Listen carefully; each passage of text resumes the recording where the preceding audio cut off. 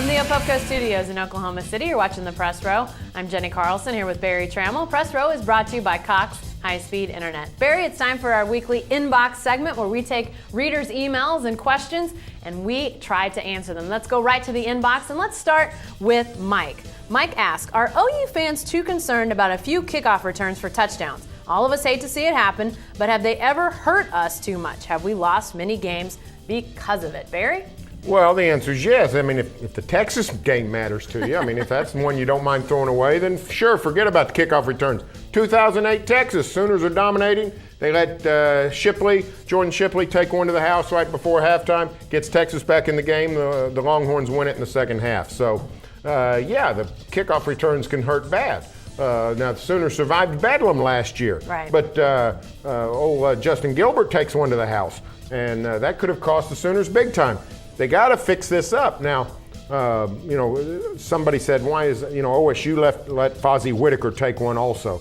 Well, the problem is OSU doesn't have a history. They hadn't been doing that. OU's been doing this now for 4 years, have not been guarding kickoffs that well. They got to fix that up in a big game. Yeah, definitely so. And yeah, I mean, obviously Oklahoma hasn't lost that many games in general in the last few years. So, it maybe doesn't bite them in every loss that they have. But if you don't have great special teams in other places, and Barry, they don't have great kickers. I mean, obviously their punting game has been one of their special team strengths, but they don't have great return games, at least not up to that level. So I think when you don't have great special teams in other areas, you better not be allowing kickoff returns very often. That'll come back to bite you.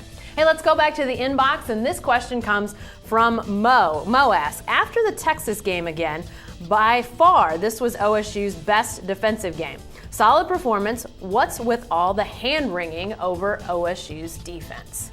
Well, I think it's a legitimate question. I think OSU's defense is a little bit disrespected. The BCS show, they spent probably 2 minutes trashing OSU's defense. I don't get it. They've been playing pretty good defense this year. Held Arizona, which is a prolific offense, pretty well in check. Did a nice job with Texas, I thought.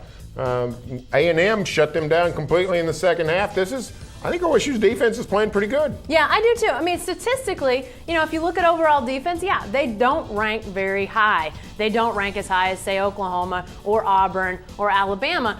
But those teams are built around their defenses. That's what they're going to win games with. And Barry, Oklahoma State's going to win games with its offense. Now, is this going to be a championship defense? Maybe that's the question. But takeaways, they take the ball away.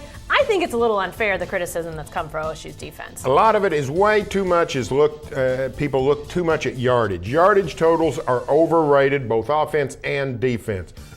Possession of the ball and scoring, much more important. Oklahoma State does, as you said, take the ball away. Somebody nationally wrote, the Cowboys don't really stop anybody. They'd be in real trouble if they didn't have so many turnovers. Well, no kidding. That's sort of the point. Go out and get the ball back for your offense. They're very good at it.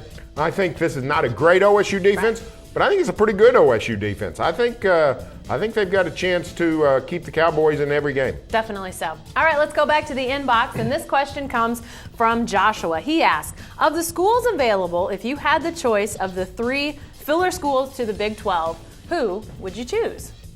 I think I'm ready to say I would go east all the way. I think I'd go Louisville, Cincinnati, West Virginia.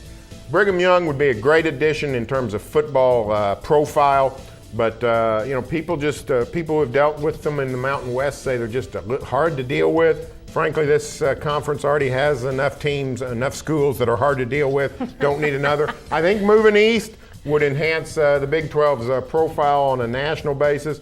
West Virginia is a name brand football school. I love Louisville's commitment to athletics and their broad-based success in sports. And Cincinnati has been to the BCS 2 of the last 3 years and is in a great market. Mm-hmm. I think there's some potential there for the Big 12 to go east. Well, and my thought was always if Missouri goes, then you look east and fill in some schools from the east to try to have that area. If they stay, maybe you go west and add a couple teams. But it's looking more and more like Missouri is ultimately going to leave the Big 12. And, I'm with Barry. I think looking east is the way to go. Obviously a place like West Virginia, Barry, that's a far distance. But, some of these other places, especially for those teams in the north, that's not a terribly far trip. Obviously, it becomes longer if you're Texas Tech or those sorts of places, but some of these places not super far from some of those places in the East. It's a long way to Provo, Utah. Also, yeah. Let me tell you that. I mean, just because Utah's on the other side of Colorado and Colorado borders Oklahoma,